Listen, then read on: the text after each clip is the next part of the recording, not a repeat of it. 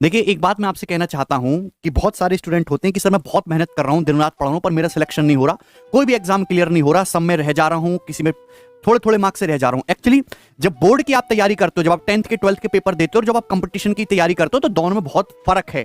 Board के exam में आपको ये सिखाया जाता है कि आप अपने पे ध्यान दो, आप अपनी मेहनत करो, दूसरे बच्चे क्या कर रहे हैं, उनको कैसी सुविधाएं मिल रही है, उनका बैकग्राउंड क्या है भाई, उस पर आपको ध्यान नहीं देना है। लेकिन कंपटीशन का नाम में ही कंपटीशन आता है, इसमें यह मतलब डिपेंड नहीं कर रहा कि आप कितनी मेहनत कर रहे हो। कंपटीशन का मतलब यह है कि आप दूसरों से कितनी ज्यादा मेहनत कर रहे हो।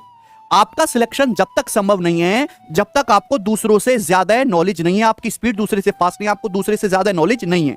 सपोज 35 लाख बच्चों ने फॉर्म भरा, सीरियस उसमें 2 लाख हैं, ठीक है, और 2 लाख में से आप जो है 3 लाख बच्चों से नीचे हो नॉलेज में, आपकी स्पीड कम है, तो आपका सिलेक्शन कैसे हो जाएगा?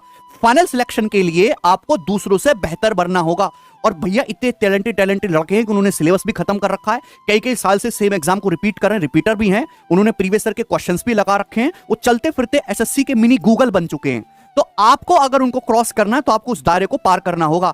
आपका जो कंपटीशन है वो केवल फ्रेशर बच्चों के साथ नहीं है, आपका कंपटीशन रिपीटर बच्चों के साथ भी है जो ऑलरेडी सिलेक्ट हो चुके हैं। कोई एमटीएस में जॉब कर रहा है, कोई सीएचएसएल में जॉब कर रहा है, कोई ऑलरेडी एक्साइज इंस्पेक्टर है, साउथ में पहुंच गया, वो दिल्ली आना चाहता है, वो फिर से एग्जाम दे रहा है। तो आपको ऐसे बच्चों के साथ भी कंपीट करना है जो ऑलरेडी गवर्नमेंट एग्जाम में सिलेक्ट हो चुके हैं। उसके लिए आपको बहुत मेहनत करनी होगी। केवल अपने को देख के पढ़ाई मत करिए, दूसरे बच्चे क्या कर रहे हैं मार्केट में, वो कितना बेहतर पढ़ रहे हैं, कितना उनके मार्क्स आ रहे हैं, वो करिए। हर सैटरडे संडे को बहुत सारे प्लेटफॉर्म पे लाइव मॉक टेस्ट आते हैं, वो दिया करो लाइव मॉक टेस्ट, उसका आपको पता चलेगा कि आप कहां बैठते हो, आपकी हैसियत कितनी है, कितने लायक हो आप।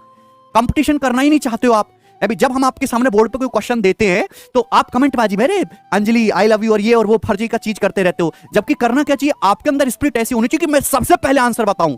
सर ने स्लाइड पे क्वेश्चन देखा, मैं सबसे पहले आंसर बताऊं, लेकिन आपको करना ही नहीं है, हैं? इतना जोश क्यों ठंडा है भाई आपका? तो सिलेक्शन आपका तभी हो सकता है जब आप दूसरों को रौंदते हुए कंपटीशन की दुनिया में आगे बढ़ोगे। कंपटीशन है, ये कोई बोर्ड का एग्जाम नहीं है। और बच्चों की तरह व्यवहार करना बंद करिए, थोड़ा मैच्योर बनिए, मैच्योरिटी से काम लीजिए। है भाई, फर्स्ट अटेम्प्ट में बच्चे ज्यादा बौखलाहट होते हैं, एक बार जब फेल हो जाते हैं तो उनको थोड़ी बहुत अकल आ जाती है।